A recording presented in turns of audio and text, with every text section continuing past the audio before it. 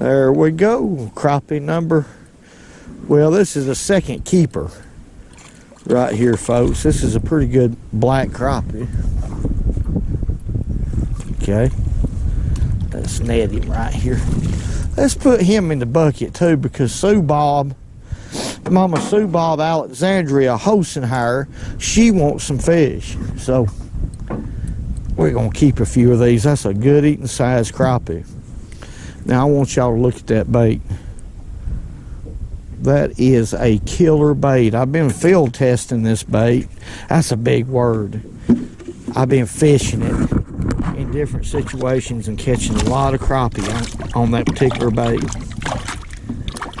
Well, good morning, folks. It's Richard Gene the Fishing Machine. This morning, well, it's a beautiful morning. A little bit nippy out here. It's probably about 50 degrees this morning, and I think the high is going to get about 62, 63 degrees, which is going to get pretty this afternoon. But the surface temperature is at 51 degrees on top. Let's talk a little bit about something that I used to do a whole lot of when I fished in bass tournaments, and done very well, and still would do well if I would throw the bait. How many big bass have y'all caught on a chatterbait? Now, this is just a Z-Man chatterbait. The original is the one I like to throw, and I still prefer it over the others. But anyhow, this is a 3/8 of an ounce chatterbait. It has the type of action that not only catches big bass, but will put a limit of fish in your boat quick when they're on it. The strike is much harder than a spinner bait, much more violent, but that's not what we're going to fish with today. We're going to fish with a little bait that I've been field testing, and quite a bit of it before I come out here to really test the bait, to shoot a video, excuse me. I've been using this bait right here in a lot of different situations for crappie. This bait right here, and it's nothing more than a miniature chatterbait. That's all it is. 1/16 of an ounce, called the Flashback Mini. 1/16 of an ounce. Comes with two different styles of baits that you can put on the back of it, and I tried them and they work well. But today I'm going to be using that one right there. I want the profile a little bit smaller. I got a little chartreuse dyed here on the tail of this bait right here, for the simple reason there's a lot of yellowtails up shallow right now, a lot of little bitty ones like that, or a three-fin shad actually is the name of them. So that's the reason why I did that. And I'm going to tell you what, fishing this bait on light action tackle, now this is just a 7-foot sow belly light action rod with 8-pound test braid, and I got a short leader right here of around 3 foot, double uni knot. It's what I use for the connection. This is 8-pound test red Cajun mono. I have a Palomar knot right there. Now this bait right here has amazed me the last few times I've used it. It catches a lot of crappie, and it catches big crappie or any crappie that's in the area, no matter what size. It catches little ones. I've caught some tiny crappie. Whatever sees this bait right here will hit it. And I found that this bait right here, the best way to catch crappie with it so far when it comes to fishing shallow water, 6-8 feet and less, is just a steady retrieve. That's all I've been doing. Just a slow, steady retrieve. Just enough that you can feel that blade thump, thump, thump, thump, thump, thump, and still keep it in the depth that the crappie are. The best thing you can do is just make a cast and reel it back. That's all you have to do. because it has the type of action here in this blade, in this front blade, a shimmy going through the water that fish absolutely love. There's no doubt about it. Well, let's quit talking about it. Let's jump up on the flat and see if we can catch a few fish. All right, let's make another cast out there. Now, all I'm doing is letting that bait fall about 3 or 4 feet and then bringing it back. Just a steady retrieve. Now, y'all can see that line quivering. That blade is omitting a lot of vibration. A lot of vibration. Y'all see that? Just like any other chatterbait would. Very, very deadly bait. Very deadly bait. Tiny, but that's a bad mamma jamma, folks. Let's make us a few more casts right in here and see. These fish on these flats, they move around a whole lot. They don't stay nowhere long because there's nothing out here to hold them as far as structure. They're just meandering around looking for a bite of shad. There's a few, or quite a few shad in here. That's what they're feeding on, shad about the size of this bait right here. There he is. There's another fish right there, folks. These crappie are knocking the fire out of this bait. I mean, they mean to have it. This is a little better fish right here. This is a little better than what I've been catching. That's a doggone good black crappie. Just a steady retrieve is the key to this bait right here. Nothing fancy. It has all the action that it needs. But that's a big crappie right there. Big, wide shoulders, good eating fish. Let's put him in the bucket. I want y'all to looky there. Boy, I love that braid. That 8-pound test braid goes through those guides just as easy. You can make long casts. And out on flats like we're fishing, or have been fishing, it's important to make long casts. Flats, especially if the water's real clear, in my opinion, requires a rod that can really load up the bait on the back cast, and you can fire it out there a long way. So that's the reason why I'm using braid. I can get that distance. Distance is real important when you're fishing flats, and which is basically shallow water, and if it's clear water. When you combine those two, it makes it difficult unless you can get a long cast a lot of times. There he is. My goodness, this is a good fish right here. Of course, that was a long cast. He's coming to me. Good crappie. They hit this little chatterbait a lot harder than they do, and even that underspin, and that's hard to believe because they flat hit an underspin, folks, with some power. But they'll hit this bait harder. Something else. That's another black, but yeah, that's a black crappie. Let's put him in the bucket. I believe we got 4 that I've kept right there so far. I don't want but about 5. That's be enough for me and Mama Sue Bob Alexander. Let's make another cast out there. There seems to be several fish right there. There's quite a few shad in here, not a whole lot, but enough to where they're staying in here to dine on them. Let's put it that way. If the water temperature would get just a little bit warmer, these fish would pile up in here a lot better than what they are right now. Ooh, let's just bring it back down through there slow. Y'all see that line just...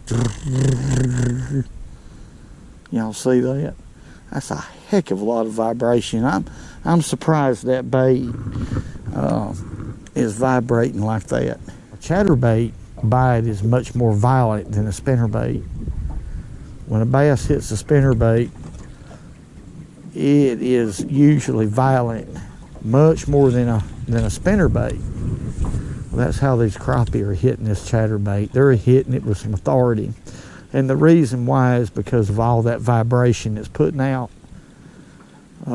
They're thinking they have to hit it and hit it hard to kill it so they can eat it. That's my theory, but you talking about a bait. My.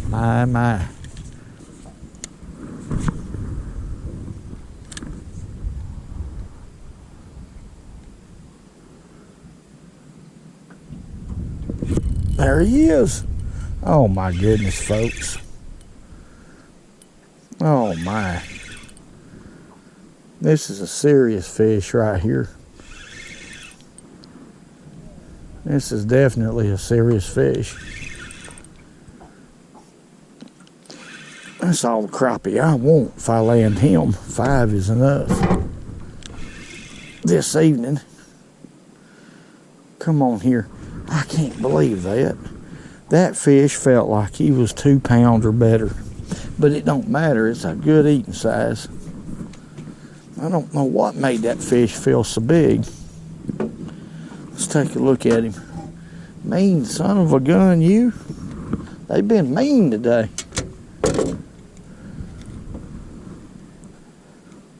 Boy, that's a sticky hook. Sharp doggone hook. Yeah, that's a good one to eat right there. Just right. Let's put him in a bucket. 1, 2, 3, 4, 5. That was my goal, and it didn't take long to do that. Not at all. I got a lawnmower to fix, folks. Y'all know what I'm talking about. I'm letting things go around the house. Oh, me. That ain't good, because it ain't going to be long. There's going to be some grass growing. I need to get that lawnmower ready to go. Because when it grows here, it grows quick. Are y'all crappie fishing? Hey, look. Right out in here where I'm at, there's some big ones. Come on out here and get them. I'm fixing to leave here in a minute. Hey, if y'all want to catch them. Well, come on out here. And there's some big ones. There's a fish.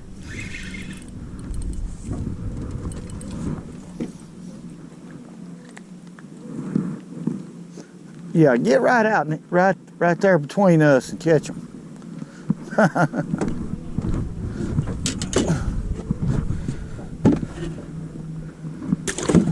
Yeah, they're all out in here. Just when the sun comes up, what you're looking for is them big schools of shad. They're gizzard shad. They're not feeding on them, but what they're doing is they'll follow those around out here in this open water this time of the year. So you'll see black on top of the water. Throw right in them and let it fall about 4 feet deep, well, 3 feet deep, and then reel it back slow. And every once in a while, you'll see them come up and flip. That's the key to these flats. Like any flat, don't matter where it's at. Don't matter if it was in New York, it would work. Same thing. Well, they'll move. They won't stay put. You'll catch a couple and they'll be over here, over there. That's why the sun needs to be out so you can keep up with those shad. Because they don't have anything to relate to except for a school of shad, you see. That's their cover right now. All right, that'd be $20 a piece. Y'all have a good one. Look here, folks. I just had to see if a little bass would hit this miniature chatterbait. We know crappie will. There wasn't no doubt in my mind that a bass would. This is just a little hole right here. Essentially, that's all it is. I mean, that always holds a few bass, but let's let him go. He eat that like nobody's business, and there's about 4 or 5. Let's see if we can catch another one following that bait. Look here, that was a bluegill. Oh my goodness, there's them bass right there. Sometimes there's a few crappie. There's a fish right there. That's a bass, so.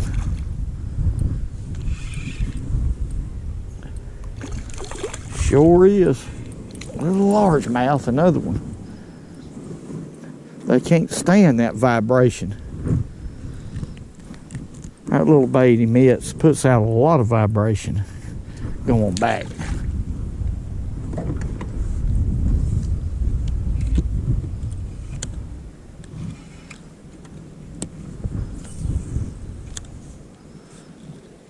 There could be a crappie or two back up in here. I tell you, there's a lot of bass. Look here, I done got another one. Golly. Oh, man. He come off a lot of little bitty bass in here. There's one. This one's a little bit bigger than those others, but they're all small. Yeah, boy, boy, boy, boy.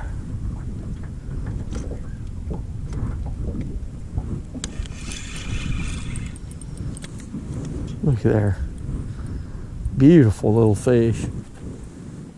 There's no telling how many. Well, matter of fact, watch this right here. Let's let this fish go. It's absolutely full of them right here. Let's make a cast out there. We're going to get bit before we get that bait back to the boat. There it is. Golly. Man, oh man. Ain't that something else? Okay. Let's let him go. Come on back.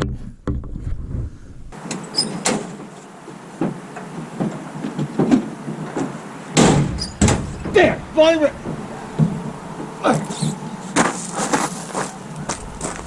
I can't never find nothing in my toolbox because everybody gets in it and gets all my tools out.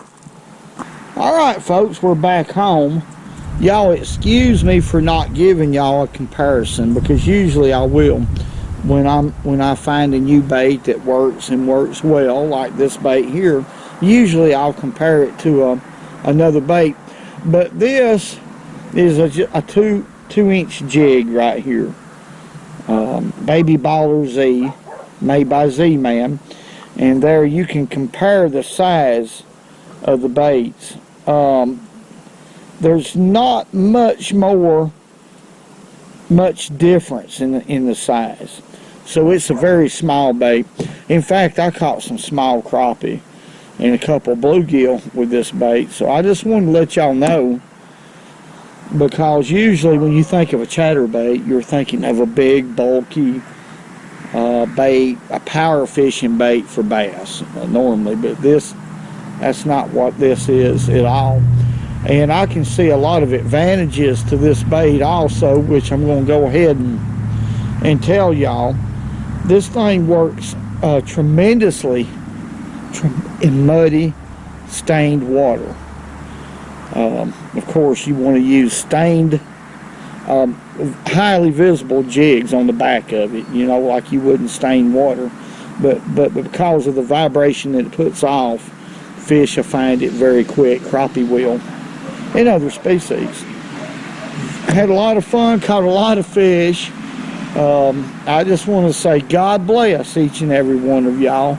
Thank y'all for all the great comments. There's been so much that's happened here lately. It's just, it blows my mind how well we're doing, and it's because of y'all. It's only because of y'all, and I thank y'all.